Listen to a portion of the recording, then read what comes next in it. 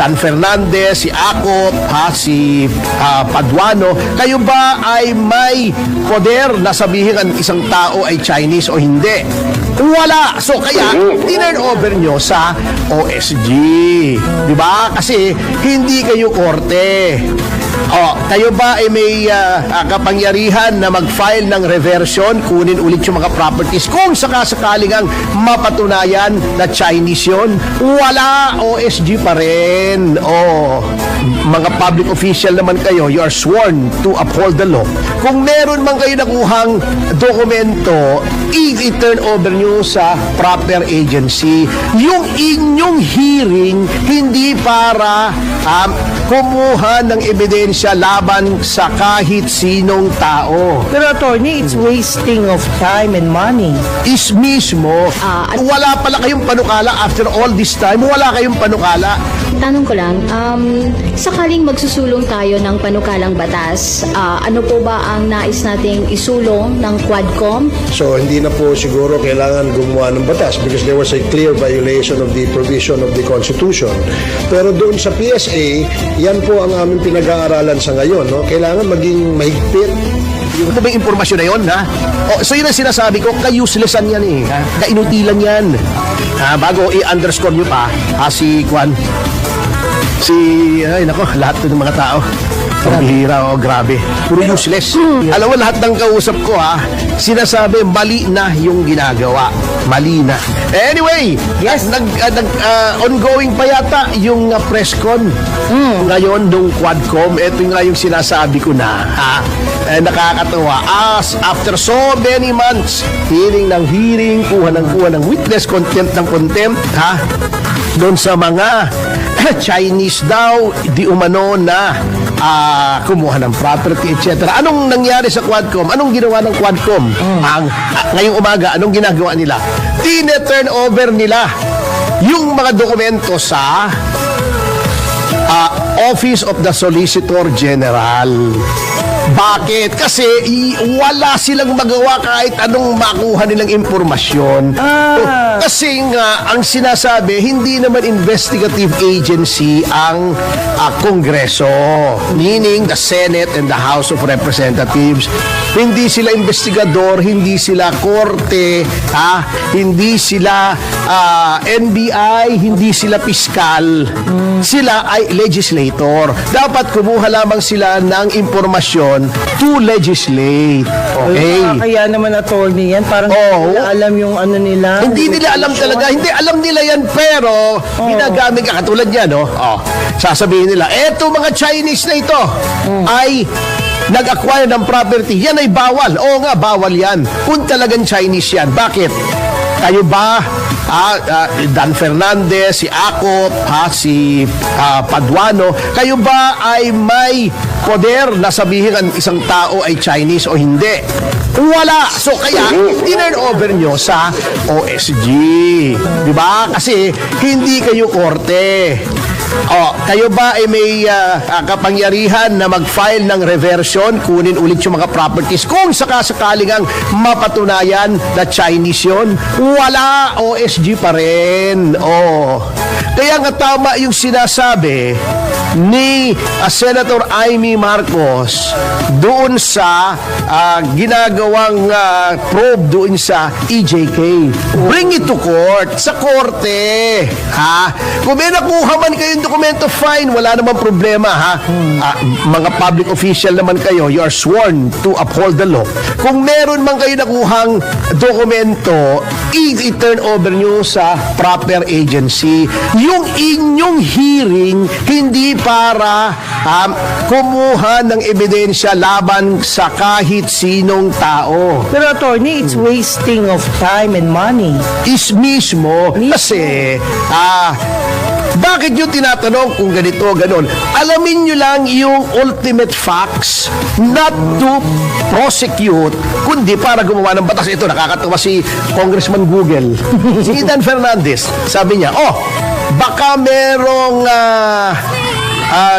naging pagkakamali yung PSA, meaning the Philippine Statistics Authority o yung Office of the Civil Registrar. Ha? Pero ipauubaya na natin yan sa OSG. Mali! Nasaan yung batas na dapat gawin mo para yung pagkakamaling yan na hindi maulit? Yun ang hinihintay natin. Ha? Ibig sabihin nun, yung credit kinuha niya muna and then sa kanya pinasta. Oo, dapat yan. Oy, may mali dito yung PSA at yung Diretsara. at yung local civil registrar. Ito ang panukala namin. Wala pala kayong panukala after all this time. Wala kayong panukala. Anong ginawa niyong panukala? Yung EJK na kingkoy. Oh, para lang masabi mema lang. Mema sabi lang. Oh, ngayon sinasabi mo, yung PSA may pagkakamali. Nasaan ang batas mo para maamyendahan yung charter ng PSA o yung batas para sa local civil registrar na hindi mauulit yung pagkakamaling to. Pagkatapos, sasabihin dun sa OSC ito, mga Chinese ito, ha? Dapat yan, kunin nyo yung mga property, ha? May forfeiture, etc. Ha? Pagkatapos, sasabihin ng OSG, sige po, pag-aaralan namin. Siyempre, kasi kung sabihin agad kay Secretary Bersamin, bigyan to ng yung protection asset, hindi protection asset, baliktad bok ang tingin mo sa Google. Asset protection. Nag-aabogado kasi yung protection asset daw. Parang take-outing yan eh. Take-outing, di ba? Pero attorney pasensya ka na. At saka, mali yata ang Google niya. Hindi po yung executive secretary lamang ang nag-i-issue ng asset protection order. Nagpa-file po ng petition, Boss Dan, nagpa-file ng petition ng AMLAC sa Court of Appeals. Yung korte po nag-i-issue ng asset protection order, ha? Oo, tandaan mo, mali yung pagka-Google mo. Kaya hindi pwedeng yung sinasabi mo, hindi na kailangan maging abogado para maintindihan ang batas, i-Google na lang. Mali yung Google mo. Pero attorney, napakaswerte ko pala dahil daw sa inyo, naintindihan na nila ang batas. Can you imagine sa Barangay de la Paz, Antipolo City, lahat ng sinasabi mo, ini-screenshot nila. Meron ba yun? At dahil sa paliwanag mo, kapag mga lupon to si Lupon ganda, Nora, no? Sabi niya, alam mo ma'am, si attorney Puerdi Topacio lang ang naiintindihan ko ang batas, sabi niya. Hindi, lahat naman ng abogado, alam ang batas yan. Hindi po. Ibig sabihin, sa nanonood sa atin. oo. Sa nanonood sa atin, dahil lupon po siya, yun ang ginagamit niya. Yung sinasabi mo po, ginagamit niya sa barangay mismo. Yun ako salamat natuwa. naman at pinaniniwala sa atin. Totoo po, kay Barangay Pernan, natuwa ako sa kanya dahil sa inyo daw. Sabi ko naman, uy, partner ko yun. Proud ako. Ay, salamat po. Hindi, yun na lang sinasabi ko. Yan ang sinasabi ko, wala naman kayo magagawa. Nasaan ang batas na inaamyendahan yung charter ng PSA? Huwag niyo sasabihin na ito mga ito ay Chinese, dapat ganoon ganito. Alam nyo, unang-una, may presumption of regularity yung pagkarehistro ng birth certificate niyan. Kahit anong sabihin nyo dyan sa legislature, waste of time lang yan. Sabihin nyo lang, ito pala kaduda-duda. Opo. Dapat ito ay amyendahan yung batas. Ganun lang po kasimple ang hearings in aid of legislature. Hindi yung nandidiin kayo. Pagkatapos contempt kayo ng contempt. Alam nyo na naman pala, ikengkoy kasi. Alam na nila, tinatanong pa nila, katulad dito, may papeles. Ikaw ba ay direktor?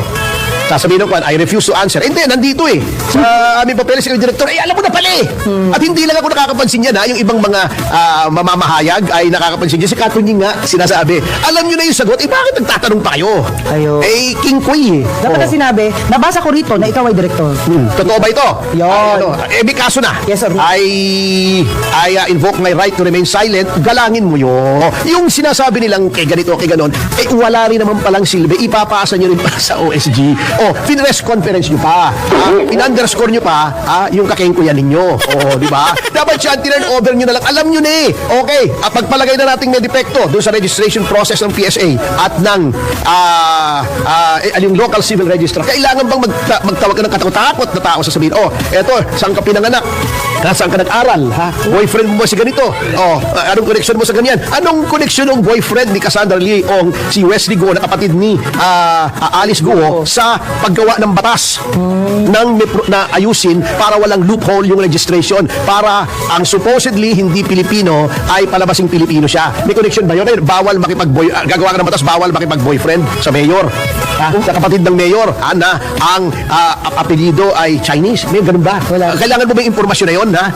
So yun ang sinasabi ko, ka-uselessan yan kainutilan yan. Bago i-underscore nyo pa lahat ng mga tao. Pambihira grabe. Puro useless. Pero parang ngayon lang nangyari yan, sir. Nagkakagulo na yung batas natin.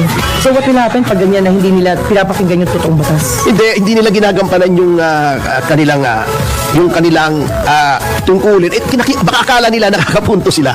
Alam mo, lahat ng kausap ko sinasabi mali na yung ginagawa. Mali na.